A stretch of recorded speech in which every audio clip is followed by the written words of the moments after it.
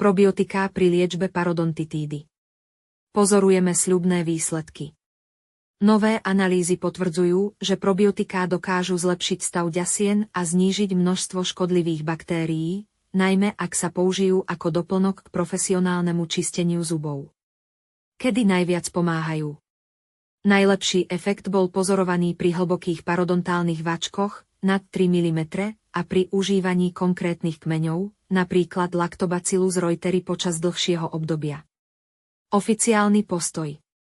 Napriek pozitívnym dátam ich Európska parodontologická federácia zatiaľ oficiálne neodporúča ako štandard, pretože výsledky štúdií sa stále rôznia. To však neznamená, že nie sú účinné.